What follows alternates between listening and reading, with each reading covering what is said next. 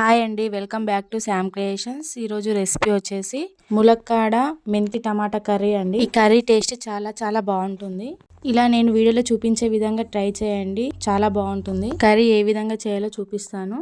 ముందుగా మునక్కాయ మెంతి టమాటా కావాల్సిన ఇంగ్రీడియంట్స్: టమాటా, మునక్కాయలు, మెంతి, కొత్తిమీర, మిర్చి, ఉల్లిగడ్డ, అల్లం వెల్లుల్లి పేస్ట్, కరివేపాకు, ఎండుమిర్చి అన్నీ కట్ చేసి పెట్టుకున్నాను.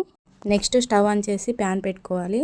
ప్యాన్ హీట్ అయిన తర్వాత 3 స్పూన్స్ దాకా ఆయిల్ తీసుకోవాలి. ఆయిల్ హీట్ అయిన తర్వాత ఆవాలు, జీలకర్ర వేసి చిటిపటలు ఆడేదాకా వేయించుకోవాలి. నా ఛానల్ ఫస్ట్ టైం చూస్తున్నట్టయితే సబ్స్క్రైబ్ చేయండి, లైక్ చేయండి, మీ ఫ్రెండ్స్ అండ్ రిలేటివ్కి షేర్ చేయండి. నెక్స్ట్ పోపు వేగిన తర్వాత ముందుగా కట్ చేసి పెట్టుకున్న ఆనియన్ ముక్కలను కూడా యాడ్ చేయాలి. ఉల్లిగడ్డ కొంచెం వేగిన తర్వాత మిర్చి కూడా యాడ్ చేయాలి. నెక్స్ట్ పచ్చిమిర్చి, కళ్యామాకు, అల్లం వెల్లుల్లి పేస్ట్ కూడా వేసి వేయించుకోవాలి.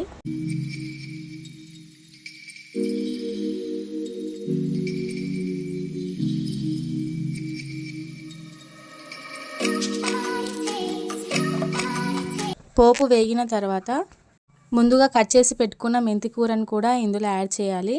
పచ్చివాసన పోయేదాకా వేయించుకోవాలి. నెక్స్ట్ అల్లం వెల్లుల్లి పేస్ట్ని కూడా వేయించుకోవాలి.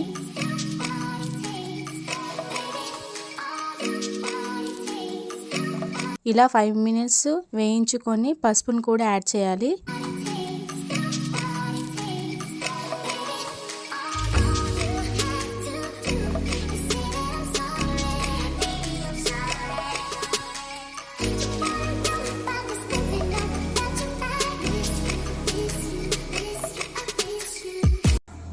మెంతి కూర అనేది ఉడికిన తర్వాత నూనెలో మంచి ఉడకాలండి. నూనెలో ఉడికిన తర్వాత ముందుగా కట్ చేసి పెట్టుకున్న మునక్కాయ ముక్కల్ని యాడ్ చేయాలి.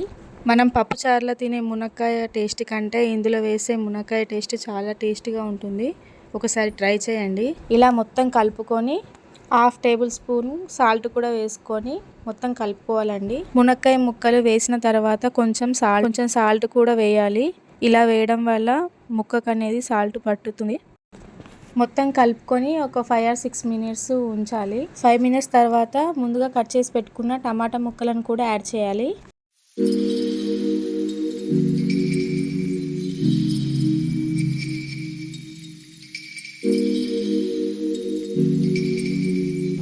మొత్తం ఒకసారి కలుపుకొని ఇందులో 1 స్పూన్ కుడకపొడి, 2 స్పూన్స్ కారం, రుచికి సరిపడా సాల్ట్ వేసుకొని 10 మినిట్స్ ఉడకనివ్వాలి.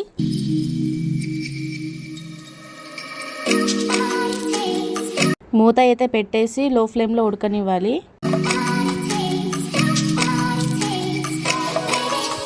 చూడండి, 10 మినిట్స్ తర్వాత చూస్తే వాటర్ అంతా పైకి వస్తుంది.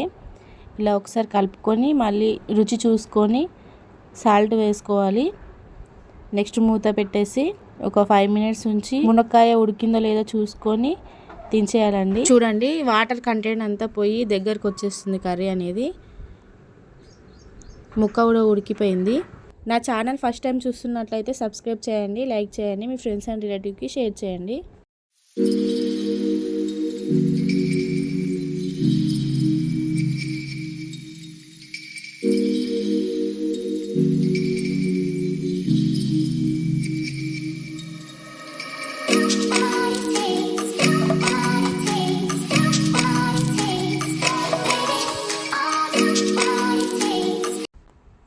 కర్రీ అయితే మొత్తం దగ్గరకు వచ్చేసిందండి.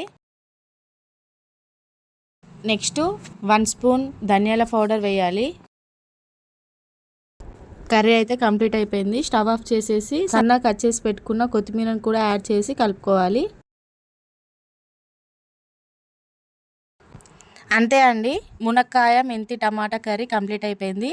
ఒక గిన్నెలోకి అయితే తీసుకుందాం. మీకు కూడా నచ్చితే ఒకసారి ఇంట్లో ట్రై చేయండి. టేస్ట్ కూడా చాలా బాగుంటుంది. ఈ వీడియో నచ్చితే సబ్స్క్రైబ్ చేయండి, లైక్ చేయండి, మీ ఫ్రెండ్స్ అండ్ రిలేటివ్కి షేర్ చేయండి.